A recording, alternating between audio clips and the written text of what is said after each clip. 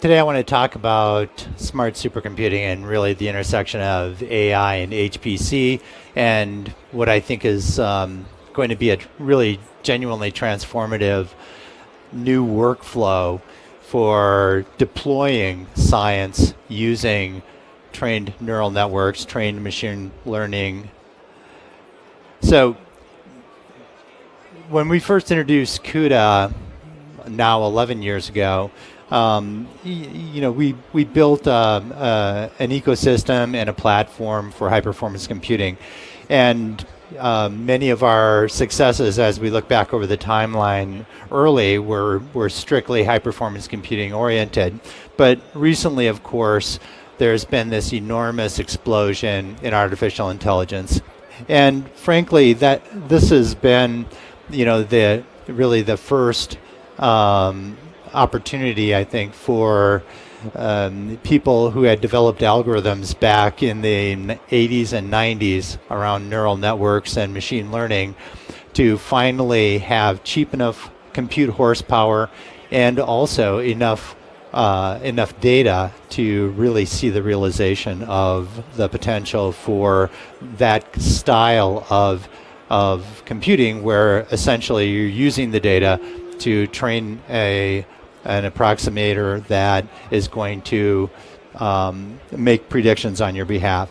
And so this big bang of modern AI has come about because of this intersection of big data and these algorithms, a lot of them really, as I said, from the 80s and 90s, and inexpensive compute. There's also been an enormous acceleration being driven by the economic models of the Googles and Facebooks, et cetera, of the world, who are taking our data from our mobile devices and our preferences and our viewing and shopping preferences and all that, and instantly turning that around and getting improved benefit to their bottom line by using artificial intelligence. So the entire field has been moving incredibly quickly. So how is any of this relevant to high-performance computing? Well, high-performance computing is encountering some fundamental limitations, and we have audacious goals in supercomputing, right? We try and strive for 1,000x approximately every 10 years, and it's kind of amazing if you think about it. A lot of people aren't very well calibrated to even what a single order of magnitude means. Each of these steps is only a factor of 10. It's a 3 order of magnitude step from basically how fast at least I can crawl with my knees, and the difference between that and flying in a jet. These are really large steps that we're trying to take. And if you look back over the top 500, you see that we've been doing this pretty regularly, going from 100 gigaflops. Now that's an order of magnitude, another order of magnitude, another order of magnitude, right? The next order of magnitude we would like to get to, 100 petaflops going to then an exaflop, is going to become increasingly difficult. You can already see that we are falling off. The top line here represents the aggregate of all the top 500. You can see that the number 1 systems and the number 500 systems are leveling out, and this has to do really with the slow demise of Moore's law. And I'm sure by now you've seen this line, this slide as well. The top line really represents the number of transistors, but you can see that starting in the early 2000s, single thread performance, the kind of performance you can get out of a single CPU, really tipped over. We've reached maximum frequencies that are also limited by power, and really it was parallelism to the rescue. This is the turning point where we started seeing the number of cores take off, and really it's this period of time now where parallelism is finally allowing the Moore's law party to go on, even though Moore's law maybe isn't as lively as it used to be. And so if we can get an acceleration or an energy reduction for high-performance computing calculations from applying deep learning, this is a way of extending Moore's law into the future by using this new compute paradigm. And we have some really tantalizing early examples of success. For instance, LIGO, initially they have an enormous filtering problem, trying to separate noise and signal. The laser interferometers are the most sensitive motion detectors that have been in the history of man, and the calculations to filter out all of the noise had very long latency, required a large cluster of CPUs, days to weeks to successfully filter out the signal and be able to discover whether or not they had detected actual gravitational waves. And that's okay if you're just trying to verify that you detected gravity waves. But what they're doing now is installing multiple detectors, and they want to be able to triangulate which direction the wave is coming from by comparing the outputs, the detected signals at different detectors. The reason they want to do this is they want to be able to swing a radio telescope in that direction and look at that part of the sky. It's called multi-messenger astronomy. They want to detect photons or electromagnetic waves and cross-correlate that with this gravity event that they saw. So what they did is they trained a neural network using as a training set. To train a neural network, you need a training set of labeled data, right? It's called supervised training, is what almost all neural networks and almost all machine learning requires. And they used the cluster and the simulation to generate an arbitrary amount of training data, and then trained a neural network with that. And a neural network is, once they're trained, a forward pass is actually, it's a deterministic amount of time, it's a single pass, it's matrix multiplies, and boy, GPUs, really go fast on those kinds of things. And so they were able to get a 5,000 times speed up, and now essentially they have real-time capability. Similarly, you can train neural networks to control things in a control cycle very, very accurately. And so this center of the top here, this example is basically the way that you create this weird Bose-Einstein condensate, which is really it's entangled particles. It's a mist or a liquid of those, is you have to sort atoms by their temperature one by one. And this is done by minutely controlling a laser beam. And what researchers were able to do was increase the accuracy and the speed with which they could do that by 14 times. So, really some remarkable stories here. Let's just talk about workflow for using simulation to train neural networks. And I'm just going to use an artificial intelligence autonomous vehicle workflow as an example. So NVIDIA has this car that we train with video, and we train it with simulation. And a few years ago, people discovered that they could start with a simulated environment like Grand Theft Auto, because Grand Theft Auto, you can go in and change the code a little bit, and you can pre-label all of the stop lines and pedestrians and thieves, people who are going to impede your traffic, and automobiles, all the things you want to be able to train a neural network to do. And so you can start by generating an unlimited amount of perfectly labeled training data in your simulator, and then you can train the neural network with that. You can then do regression testing and do testing on new examples or part of the data set that you've reserved in order to monitor the progress of your training, and also to test how well your network is generalizing and able to make predictions about data that it hasn't seen yet. And then you can start feeding real-world data into it and do some more retraining with the real-world data. And because you've already pre-trained it on a simulated world, that can be a big accelerator toward getting to a fully trained, fully generalizing neural network.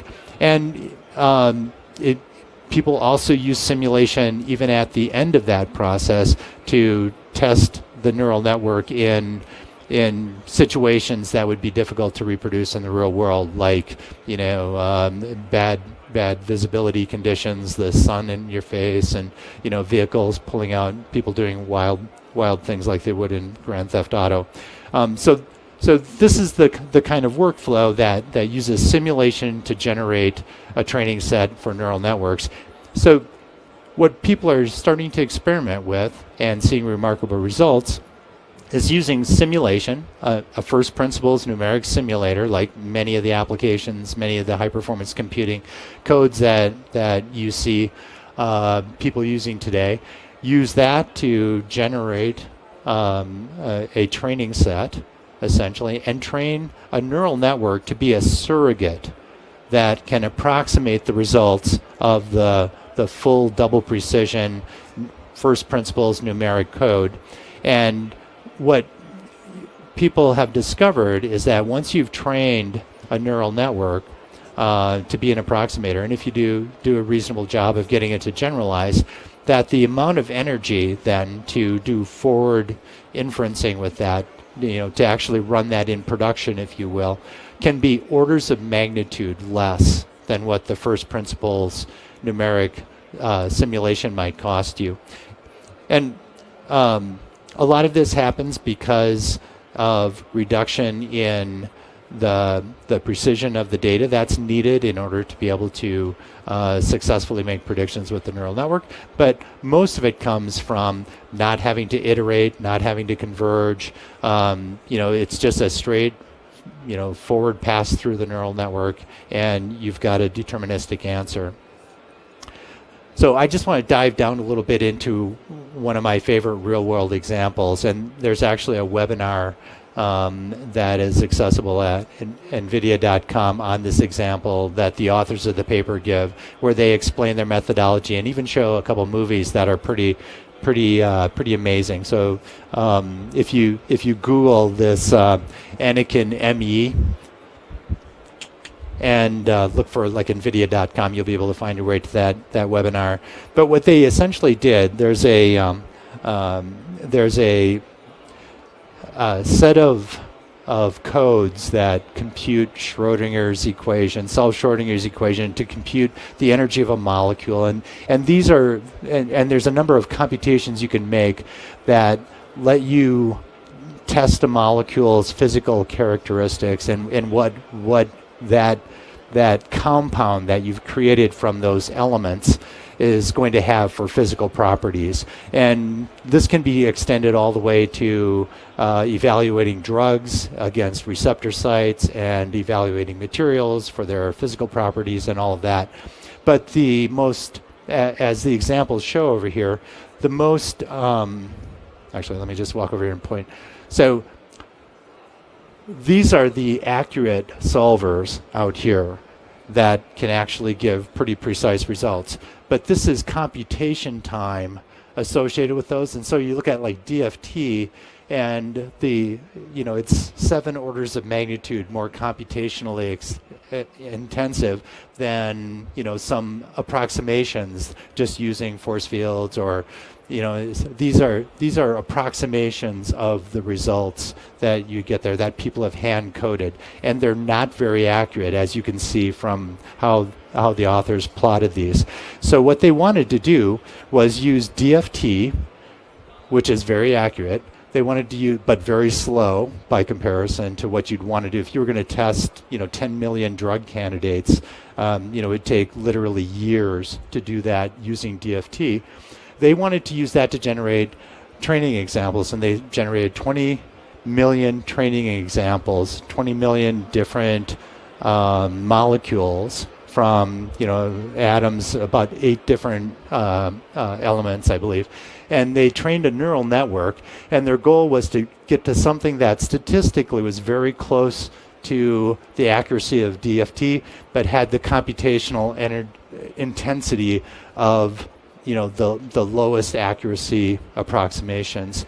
And they were extremely successful with this. This is just a validation illustration of the correlation. This line here represents DFT's predictions exactly. And then all of these red dots represent, and you can kind of, various molecules and show the plotting of how well it came to the exact results that DFT predicts, right? So this is a very tight correlation. If you compare that to these other approximators that people have written, this is the ANI1, so that's the neural network.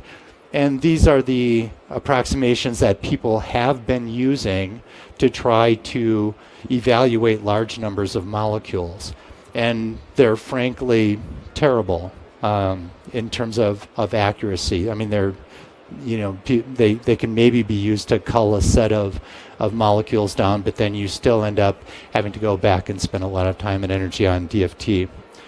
What they achieved with the neural network was up to 6 orders of magnitude computational advantage. So they're able to effectively test molecules in real time. Furthermore, even though they had a fairly simple, it's about a 5-layer neural network and nothing very fancy in it, they were able to test molecules that were larger than the training set, and it correctly generalized to those, to unique geometries of the molecules that the neural network hadn't been trained on, and it was able to show generalization, and even run some simulations, because it was fast enough, of actual chemical reactions.